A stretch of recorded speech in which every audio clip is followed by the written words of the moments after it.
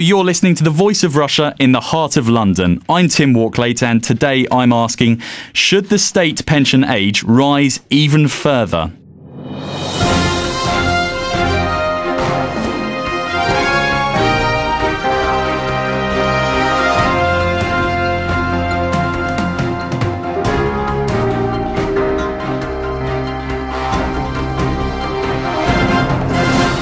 All over Europe, the age at which people can retire and get a state pension is creeping upwards. Last week, John Lawson, head of pension policy at investment company Standard Life, said a child born today may have to work until they're 80 years old. The government says people are living longer, and in an age of austerity, it says it can no longer afford to pay for increasingly lengthy retirements. Now, I'm joined in the studio by Mike Morrison, who's head of pensions development at AXA Wealth, David Lane, who is a research fellow at the University of Brighton Business School, Kamaljit Jandu, who is a national officer at the GMB Union, and joining me on the phone is Vladimir Nazarov, head of Department Federalism Institute of Economic Policy in Russia, and Ros Altman, who is a pensions and economics policy expert and Director General of Saga. So thank you all for coming. So I'd first like to ask you all very briefly, should the state pension age rise even further? And if so, why or why not? So, Mike. I think today's going to be a lot of statistics quoted. We already quoted one from John Lawson. I think there was some further statistics today suggesting that a third of children born today would live to see their 100th birthday. So I think with the demographics like that, the age at which the state is likely to be able to provide a pension for you, I think inevitably will have to go up. David? Obviously, we're already having an increased state pension age, which has been brought forward by the current government. And I'm not saying that there won't be any need for further increases, but I am uncomfortable with the idea of linking state pension age to life expectancy projections. And I also think that we need to be realistic about how far state pension age can go. Kamaljit? I think before you can actually look at the specifics of the question, we have to look at, well, why did we arrive at this figure of 65 for retirement age? Originally, at the turn of the century and the Industrial Revolution, we looked at the American experience where the life expectancy was around 64, 65. So they decided that people would retire at 65. At that time, people didn't actually live for very much longer after working. However, life expectancy has generally increased, and there was reading an article this morning. People will live up to 100. However, the key issue is the disparity between different groups of people in terms of life expectancy. Where we are here in central London, if you lived in Kensington and had a lifestyle and you had a high level of income, your life expectancy is very high compared to just 3 stops down on the tube down to, say, South London, Vauxhall, where some people's life expectancies is just around 65, 70. There's a short-term answer as well in the sense of the cost to the state. If you increase state pension age, therefore there will be a saving, and you mentioned the austerity measures that we're living with now. However, I would advocate that the government is motivated by reducing their own overall costs. What that means is that people may not necessarily have money in their pockets to go out and spend, put demand into the economy, encouraging employers to employ people, entrepreneurs to come forward and employ further people. So, what's lacking in the economy at the moment is total demand. And such a move could reduce that demand even further and therefore cause further economic crises than we're already faced with and prolong the austerity measures. Okay, so some food for thought there, but we'll certainly go back to some of those points. Vladimir? If we speak about Russia, I think that we should increase the retirement age because now we have extremely low retirement age, for example, 55 for women and 60 for men. And the majority of people can work after reaching these ages. But I agree with my colleague who says that the disparity in the life expectancy is extremely important, and not only in life expectancy but also in healthy life expectancy is very important. And when we increase the retirement age, for example, up to 65 years, it is very difficult to go further because after, for example, this stage, the disparities will be extremely important because some people won't be able to work even after 60, and some will be able to work maybe until they are 90 and further. So I think that that we can't rely on the increasing of the retirement age during all our history. We should find something else. Okay, and Roz, finally? Well, I must admit that I think an increase in pension age is inevitable. If you look at financial reality, lots more people are going to be living much longer and healthier lives in general than they've ever done in the past. But I would like to suggest that actually that's good news, and we have on offer for people to grasp a whole new phase of life where we don't think about the traditional model of work and retirement, but we think of a new model of our lives where you have 4 phases instead of the current 3. You know, you have your education, then you have your working life, and at the moment, then you stop working. I think there's a new phase of life which people are starting to take advantage of, but will be much more prevalent in future and is part of the answer to the problems that we face in terms of financing an ever longer living population, which is a phase of life after your full-time work career where you are working part-time, maybe for 10 or 20 years, so that you're still earning some money, but you're not working as full pelt as you were before. As you get older, you can cut down the amount you work. It depends on you. It depends how healthy you are. It depends what job you do. And it depends on what you feel like doing. But the reality is that if you don't keep working, there aren't enough young people to pay generous pensions to those who don't work at all in large numbers. And therefore, either you will not have a lot of money, or you'll keep doing some part-time work to supplement your income. And I think, you know, that's the way forward, which is actually great news. What we're failing to do is celebrate the fact that so many people are going to live so much longer because we're still stuck with the old stereotypes. This is the Voice of Russia in London. So should we be entitled to a state pension then, Roz? I think just as anybody is entitled to state support when they can no longer work, or when they've contributed whatever the required amount is for a social insurance network, which is the way our pension system was originally designed. But you shouldn't be able to think in your 30s that there's this magic age at which you yourself will suddenly get that payment. It will depend on how society develops. And I think there is merit in suggesting that for those who have worked many more years, they should be able to start getting the state payment perhaps earlier. And that will accommodate some of the differences, the sort of social differences that currently exist. You know, you've got people with shorter life expectancies who tend to have worked for more years. Maybe they left school earlier, maybe they didn't go on to the kind of jobs where there often has been longer life expectancy, especially in this transition generation now. You know, a lot of people have had very hard, heavy manual labour lives. They left school at 15, and they are unfortunately likely to have, not all of them, of course, but perhaps likely to have less life expectancy than those who went to university and have had much less physical, taxing, perhaps dangerous jobs. So, you know, I think there are ways in which society can adapt.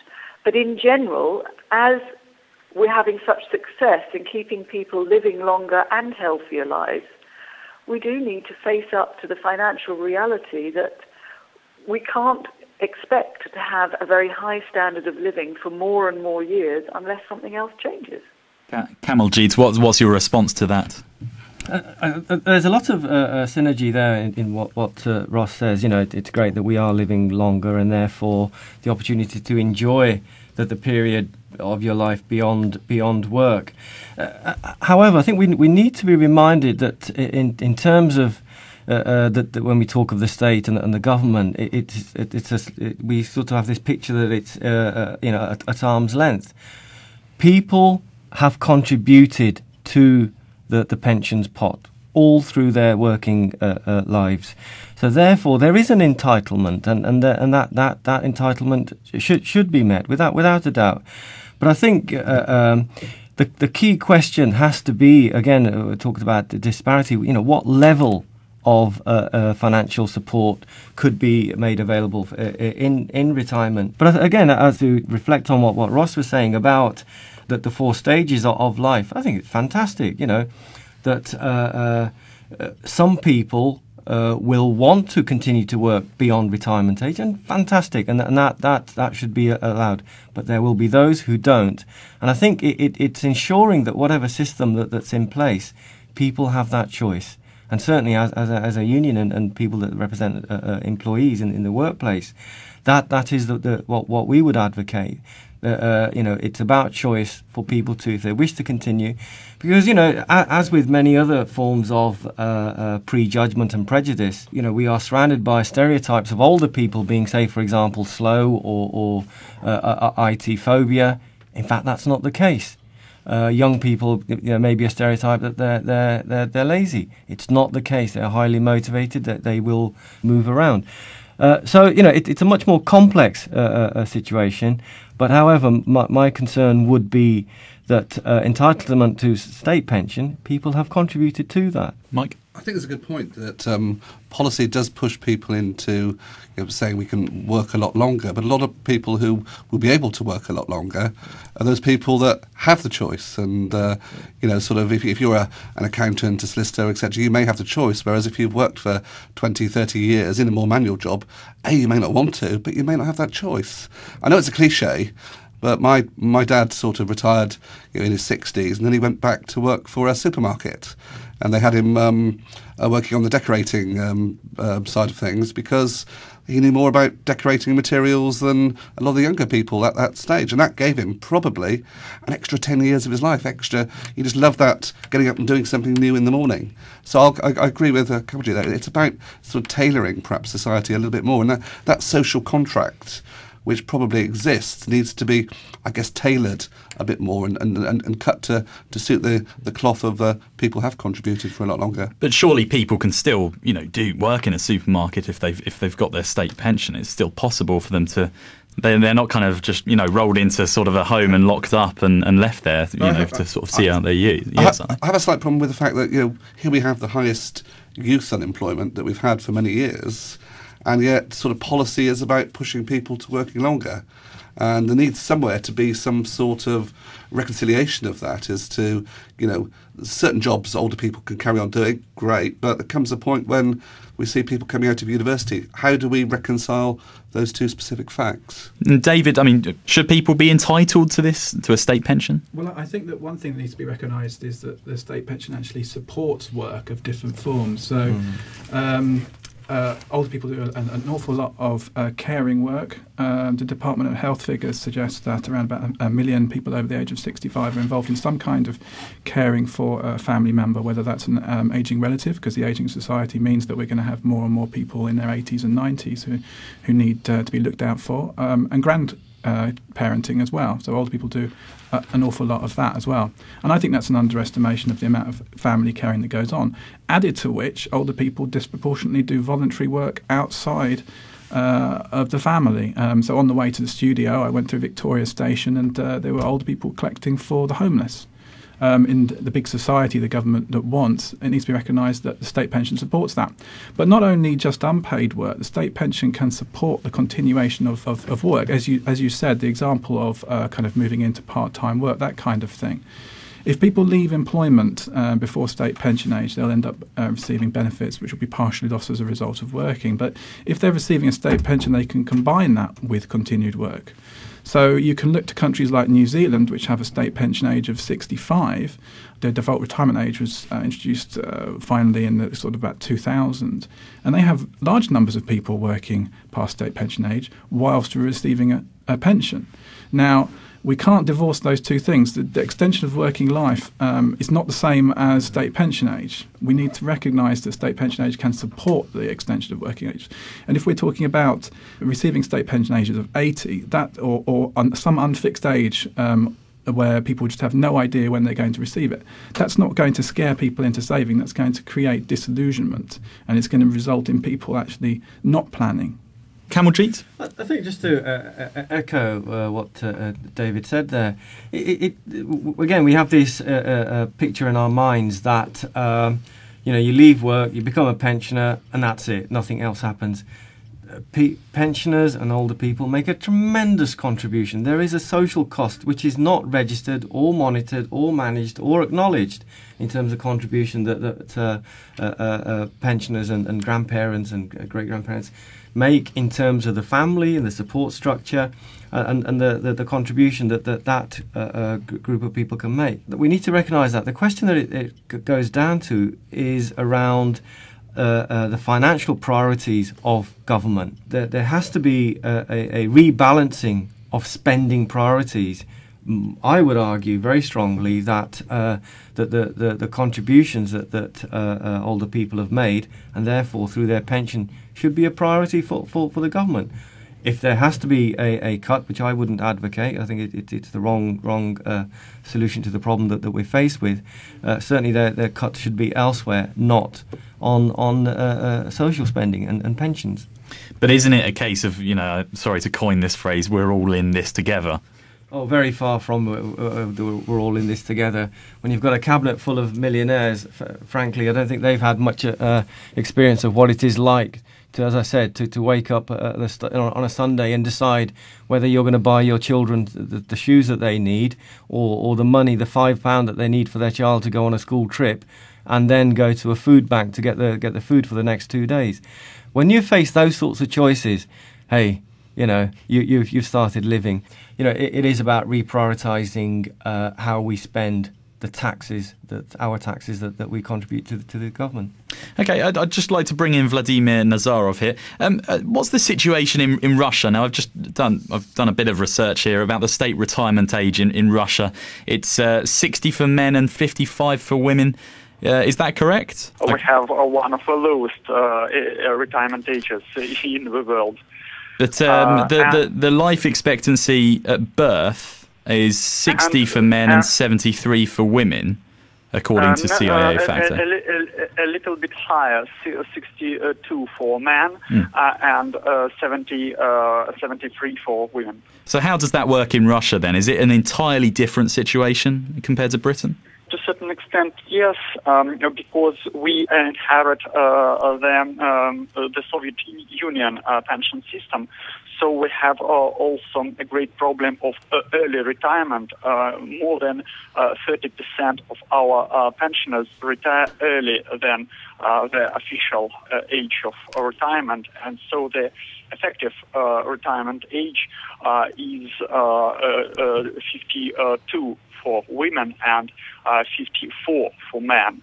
And so we have an extremely difficult situation when 40 million of people receive pensions, and only 47 million of people pay contributions.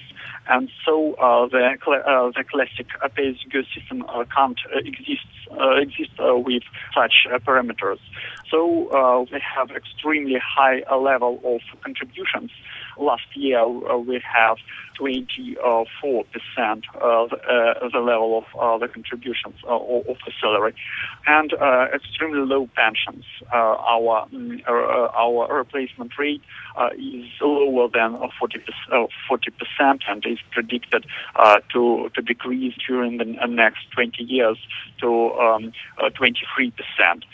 So it's a very difficult situation when the majority of the voters receive very low pensions, and they, of course, vote for increasing them and vote against increasing their retirement age. But the only way to increase pensions is to increase their retirement age at the same time, or to increase the conditions of their retirement. For example, the length of the working period of paying the contributions, which is needed to receive working pension. Now we have only 5 years are needed to have a pension. So we have to do something, but it is very difficult from the political point of view to decrease the number of the pensioners. You're listening to The Voice of Russia in the heart of London. I'm Tim Walklate, and today I'm asking, should the state pension age rise even further? Okay, we're running out of time quite quickly now. David, I've got a quick question for you. I mean, in an age in which automation is kind of supposed to be taking the strain, why does it seem that we're working even longer? People's pensions have changed dramatically over recent years. So final salary pensions are beginning going to demise, and people have lost money through investments, that kind of thing. But I also think that there is something positive. I mean, I do think that the default retirement age, for example, has set forward some changes in companies which have made employers look a bit more favourably upon the older workforce. I wouldn't go over the top about that. There's still huge age stereotypes and that kind of thing, but I think it's opened up people's minds to the possibility of extending working life. And when certainly there were lots of arguments against the extending the default retirement age in terms of employers not wanting to take on older workers, that kind of stuff, often on rather spurious evidence. But I think there's some positive things going on. What I think in relation to the state pension age is that it has to be viewed as part of that, not as something that necessarily follows that. Have you got anything to add to that, Mike? I think I would agree. I mean, we've often spoken in this country about a flexible decade of retirement. I agree, perhaps a state pension age, as we've said, shouldn't be a cliff face of retirement, but should be a gradual phasing in. Now, one of the issues on the default retirement age, obviously, we don't have a default retirement age anymore, but there are still some situations where it appears from various court cases that there may possibly, in some circumstances, small employers may be able to still enforce retirement. I think we've really got to get away from this idea that retirement is an end. Retirement is it's not a stop, but it's a way of, it's as Ros was saying, it could be a 30-year period, it could be a way of phasing in extra work, extra leisure time, and perhaps moving. To me, it's about saving and responsible saving, and people, having the necessary state benefits to help them support that longevity. I mean, clearly that there is some consensus, and there are areas of difference in emphasis with all the people that have spoken. What we need to, this leads to the conclusion that there has to be a holistic approach. You cannot just in isolation talk about extending retirement age from 65 to 67 without looking at all the consequences and managing all those consequences and getting the right balance. One of the comments that was made earlier on in terms of, I think Ross made about given the level of youth unemployment, there has to be a mechanism to get young people into the labour market and into the workplace that has to be balanced out with retirement age that is based on choice, but one doesn't deter one or the other. So, it has to be a holistic approach, and that has to be the solution, with taking on board a number of different elements. Just sort of doing a bit of number crunching earlier and looking at the Pensions Act in 1908, people received a pension over the age of 70. Now, in 1911, the average life expectancy of a man was 51 years old. Has the meaning of the state pension been distorted in recent years? I personally don't think that it's been distorted. The principles are still there. People, are born, they educate themselves, they go into work life, then they stop work, and at a point which they stop work, obviously has changed. But again, I come back to the simple point of if we look at the detail beyond that, those statistics, why do some people live longer and others don't? And I would say that the primary example of that is around level of income, and it is around level of wealth and the type of employment that you've had to endure. Mike? Well, the very first state pension age, following it was the 1908 Pensions Act, was 70. It was only available for people over 70. One of the key things I think we've got to look at is too much short-termism. We do tend to get into short-termism. We're talking about pensions in a time of austerity because we're reacting to today's needs to provide money short-term for government deficit. What we really ought to try and do, perhaps I think, is look more long-term, have a grand plan over 20, 30, 40 years to look across what pensions may be able to do and how we develop something that works for society. Frank Field a few years ago was told to think the unthinkable by New Labour, and he did. And they didn't listen. And he's got ideas around a funded state pension scheme. And I think there's a lot of ideas. If we could get some of the immediate politics out and perhaps set it up, above the political network, and then perhaps let's work to some sort of proper plan to try and make sure that retirement can be celebrated, pensioners have sufficient income on which to be able to live a reasonable standard of living.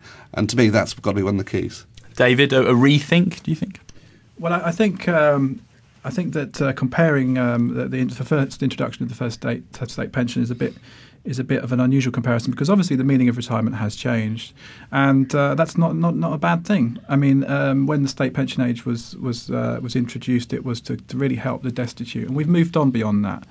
And despite the financial crisis and that kind of thing, we are still a wealthy nation, and we have got long-term prospects, and we can afford to do this on a balanced, reasonable, sensible way.